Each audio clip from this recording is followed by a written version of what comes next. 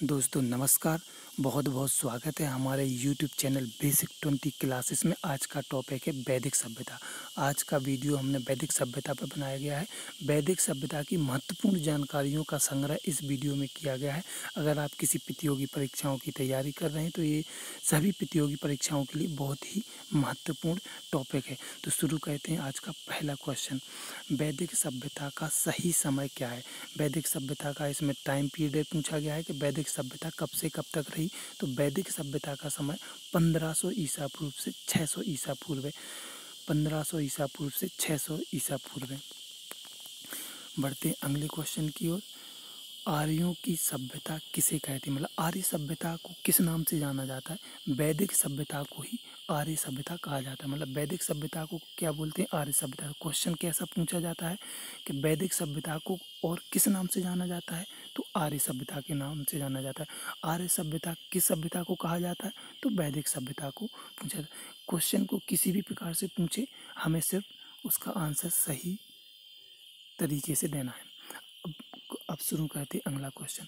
आर्य शब्द किसको इंगित करता है? आर्य शब्द किसको इंगित करता है? आर्य शब्द उत्तम कुल को इंगित करता है और एक भाषा समूह को इंगित करता है। आर्य का मतलब ही होता है कुलीन।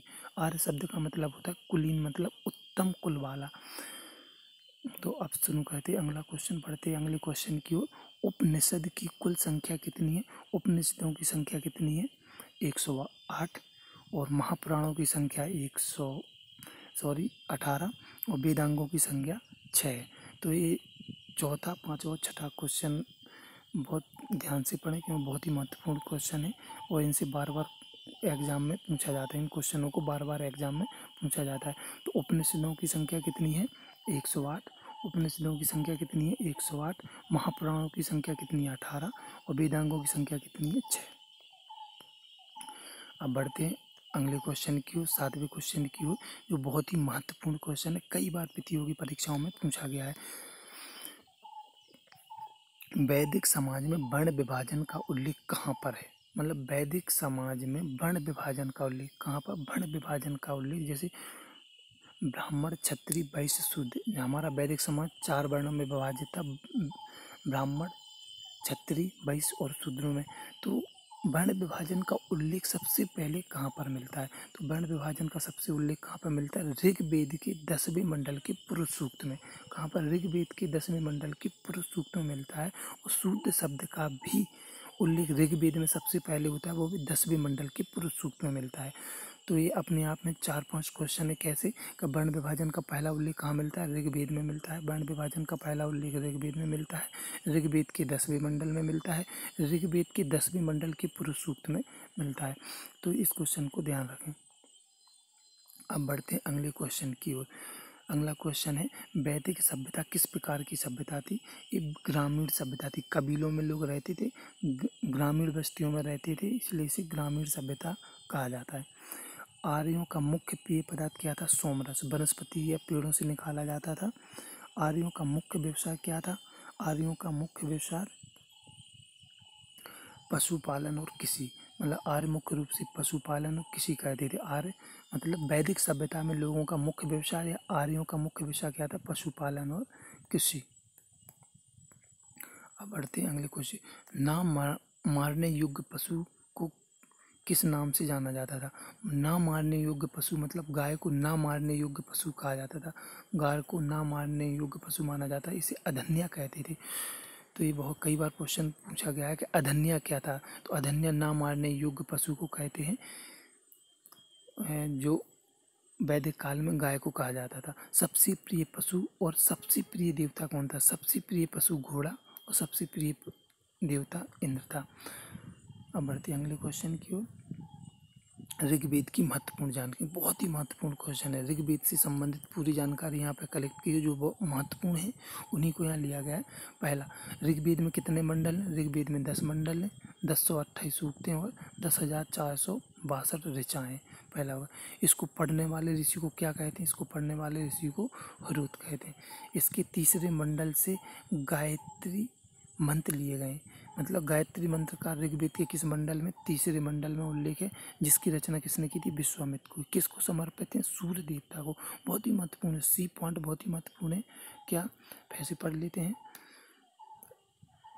इसके तीसरे मंडल में गायत्री मंत्र लिया गया, मतलब तीसरे मंडल में किसका उल्लेख है? गायत्री मंत्र का, जिसकी रचना किसने की थी? विश्वामित्र ने की थी।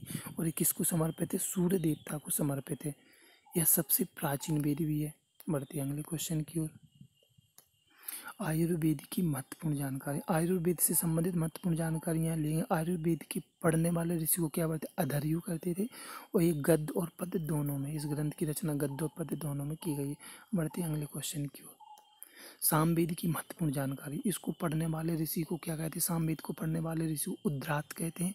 इसे भारतीय संगीत का जनक कहा जाता है। अब बढ़ते हैं अगले क्वेश्चन की ओर। 16वें नंबर पर अथर्ववेद की महत्वपूर्ण जानकारी। ये जादू टोना से संबंधित वेद है। इसमें कन्याओं के जन्म की निंदा की गई। कौन से वेद में? कन्याओं के जन्म की निंदा किस वेद में की गई है? अथर्ववेद में की गई है, जो सबसे बाद वाला वेद भी है और सबसे नया वेद भी इसे कहा जाता है। सबसे बाद वाला वेद भी इसी को। वेदत्रयी में कितने वेद शामिल हैं? वेदत्रयी में 3 वेद शामिल है। कौन कौन? ऋग्वेद, यजुर्वेद और सामवेद। वेदत्रयी में कौन सा वेद शामिल नहीं है? तो वेदत्रयी में अथर्ववेद शामिल नहीं है। बढ़ते अगले क्वेश्चन की ओर। 18वें। वेदांगों की रचना क्यों की गई? वेदांगों की रचना क्यों की गई? वेदांग कितने होते हैं? 6 होते हैं। वेदांगों की रचना की गई है वेदों की स्टडी के लिए, मतलब वेदों को पढ़ने के लिए वेदांगों की जरूरत पड़ती है। जैसे हिंदी को पढ़ने के लिए हिंदी व्याकरण को समझना होता है, ऐसे वेदों को पढ़ने के लिए वेदांगों को पहले वेदांगों के द्वारा उसको समझना पड़ता है, फिर वेदांगों की इसलिए रचना की गई। वेदों को समझने के लिए काय की रचना की गई है? वेदों की।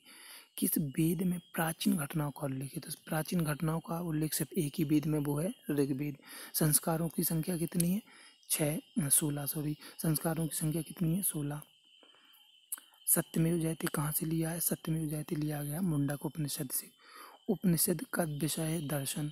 उपनिषद में क्या? दर्शन विषय से संबंधित। वैदिक साहित्य में सबसे ज़्यादा वर्णित नदी कौन सी है? सिंधु। तो 23वें क्वेश्चन को फिर से पढ़ते हैं, जो बहुत ही महत्वपूर्ण क्वेश्चन है। वैदिक साहित्य में सबसे वर्णित नदी कौन सी है? सिंधु। लेकिन वैदिक साहित्य में सबसे पवित्र नदी किसको माना है? सरस्वती को। और ऋग्वेद में गंगा का भी उल्लेख है, 1 बार उल्लेख हुआ है, और यमुना का उल्लेख 3 बार हुआ है। तो इन सबको ध्यान रखें। अब बढ़ते हैं अगले क्वेश्चन की।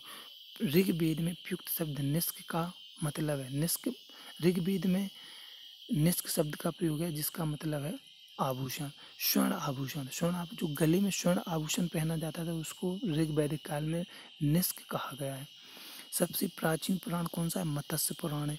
प्राचीन पुराणों में सबसे कौन सा पुराण है? मत्स्य पुराण सबसे प्राचीन पुराण है। दासराग युग का उल्लेख ऋग्वेद में मिलता है, तो ये किस मंडल में मिलता है? बहुत ही महत्वपूर्ण क्वेश्चन। ऋग्वेद के 7वें मंडल में दासराग युद्ध का उल्लेख 7वें मंडल में किया गया है। 7वें मंडल में किया गया। परोशनी नदी के किनारे हुआ था युद्ध। कहाँ पर हुआ था? परोशनी नदी मतलब रावी नदी के किनारे हुआ था। ऋग्वेद में अमाजु किसे क्या है? मतलब अविवाहित रहने वाली, आज मतलब जीवन भर अविवाहित रहती थी जो महिलाएं, उनको क्या बोलते थे? अमाजु। किसमें? वैदिक साहित्य में या ऋग्वैदिक काल में या वैदिक सभ्यता में क्या बोला जाता था? महिलाओं को, अविवाहित महिलाओं को, क्या जो जीवन भर अविवाहित रहती उनको अमाजु कहते थे। वैदिक काल की वह ब्रह्मवादिनी जिसने वेद मंत्रों की रचना की थी, उसे क्या है? लोपा मुद्रा। लोपा मुद्रा वैदिक साहित्य की विदुषी महिला थी जिसने वेद मंत्रों की रचना की थी। लोपा मुद्रा को पहली महिला माना जाता है जिसने वेद मंत्रों की रचना की थी, इसलिए 28वां क्वेश्चन बहुत ही महत्वपूर्ण हो जाता है। लोपा मुद्रा शब्द याद रखें। लोपा मुद्रा एक विदुषी महिला थी जिसने वेद मंत्रों की रचना की थी। बढ़ते अगले क्वेश्चन की ओर। 29वां क्वेश्चन है वैदिक नदी और वर्तमान नाम। वैदिक में परोशनी नदी को वर्तमान में रावी नदी के नाम से जाना जाता है। कुंभा वैदिक नाम है, वर्तमान नाम काबुल। बितिस्ता कौन सा है? वैदिक नाम है, वर्तमान नाम झेलम। सुतुद्री एक वैदिक नाम है, वर्तमान नाम है सतलुज। और विपाशा वैदिक नाम है, वर्तमान नाम है व्यास। वैसे पढ़ लेते हैं याद रखने के लिए।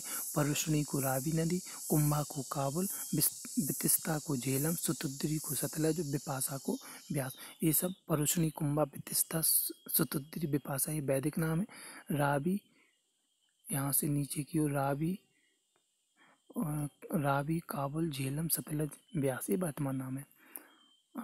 लास्ट क्वेश्चन है वैदिक वेद और उससे संबंधित, वेद से संबंधित उनकी महिमा जो वर्णन दिया गया है। ठीक है, तो ऋग्वेद में क्या का वर्णन है? ईश्वर की महिमा, स्रोत और प्रार्थनाओं का। यजुर्वेद में बलिदान, स्रोत और यज्ञ से संबंधित उल्लेख है। सामवेद संगीत से संबंधित। अथर्ववेद में क्या? औषधियाँ, श्राप, वशीकरण और जादू टोना। फिर से देख लेते हैं। ऋग्वेद में किसकी है? ईश्वर की महिमा, स्रोत और प्रार्थनाएं दी गई हैं। यजुर्वेद में क्या दिया है? बलिदान, स्रोत और यज्ञ से संबंधित उल्लेख है। सामवेद में संगीत का उल्लेख है। और अथर्ववेद में है औषधियों से संबंधित, साप और श्राप, वशीकरण और जादू टोना से संबंधित। तो आज का वीडियो यहीं समाप्त करते हैं। अगर वीडियो आपको पसंद आता है तो लाइक और शेयर करना ना भूलें और सब्सक्राइब करें हमारे बेसिक 20 क्लासेस को। जय हिंद, जय भारत।